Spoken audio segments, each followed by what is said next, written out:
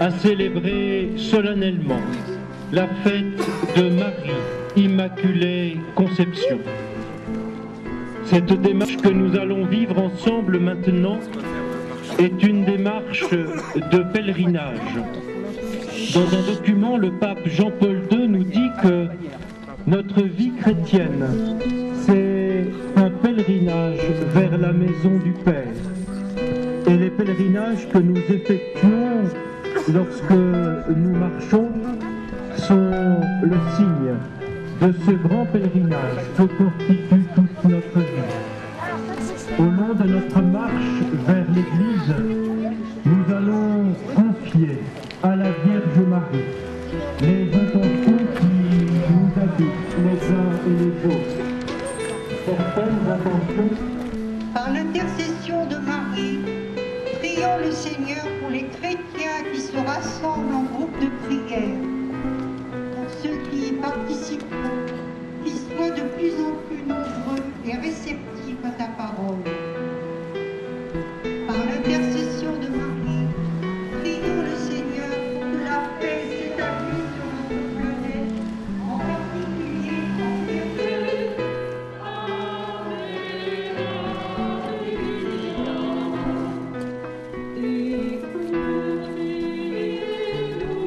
par le petit garçon qui meurt près de sa mère, tandis que les enfants s'amusent au parterre, et par l'oiseau blessé qui ne sait pas comment.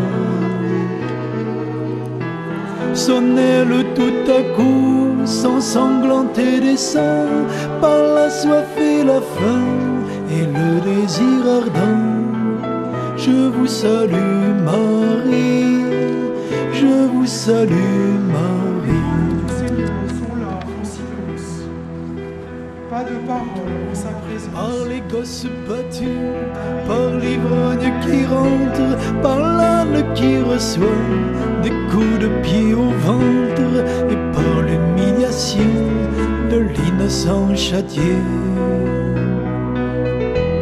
Par la Vierge vendue qu'on a déshabillée, par le Fils dont la mère a été insultée. Je vous salue Marie, je vous salue Marie.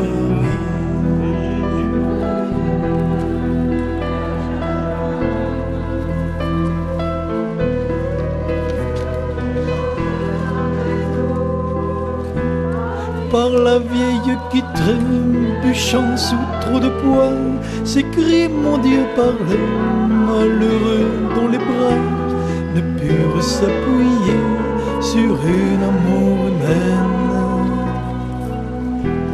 Comme la croix du Fils sur Simon de Cyrène, par le cheval tombé sous le chariot qu'il traîne.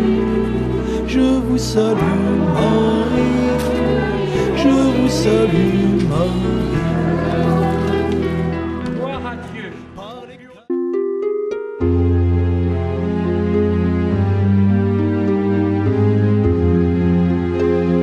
Sangloter, bonne dame Marie, votre Fils bien-aimé, il rachète nos vies.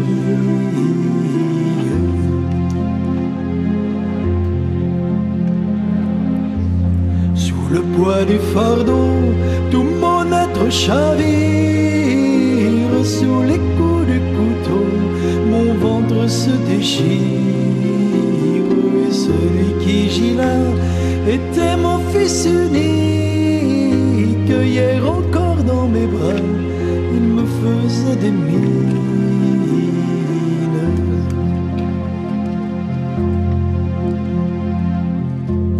Il est là maintenant, sur le bois de justice, cloué atrocement et couvert d'immondices.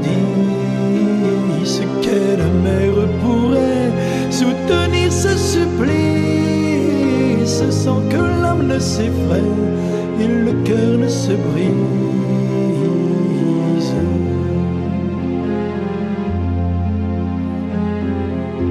Son sang est répandu au prix de vos sévices. son corps est pendu en rançon de vos vies. Oh, sur le bois misérable, oh mon agneau joli, de leur faute coupable, les hommes t'ont sali.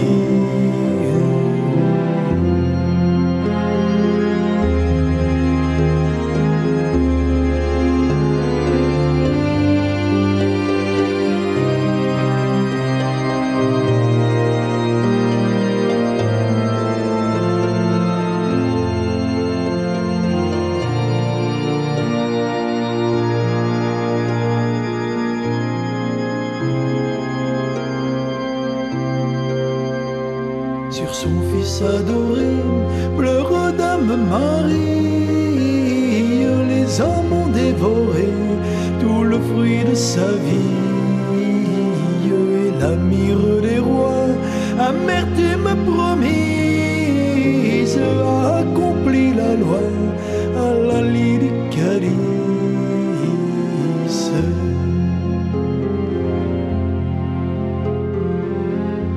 Sur l'agneau immolé, oh donnez-moi Marie, la douleur de pleurer de mon ignominie.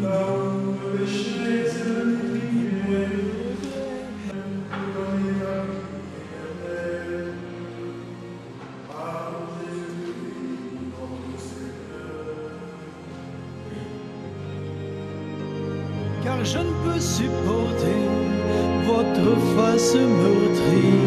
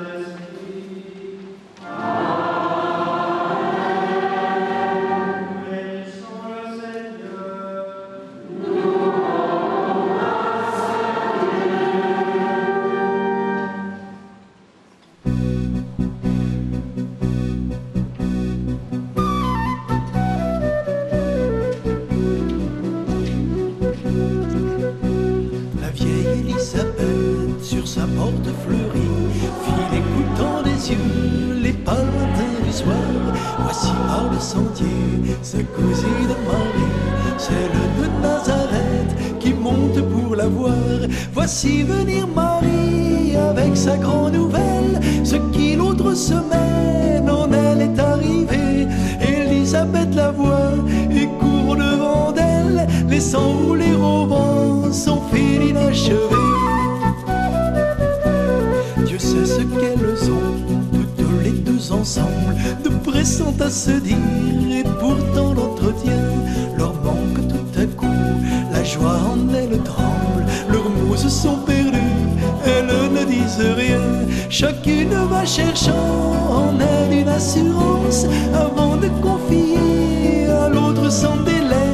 Tout haut cette espérance, au-dessus l'espérance. Est-ce bien vrai, mon Dieu, si ce n'était pas vrai?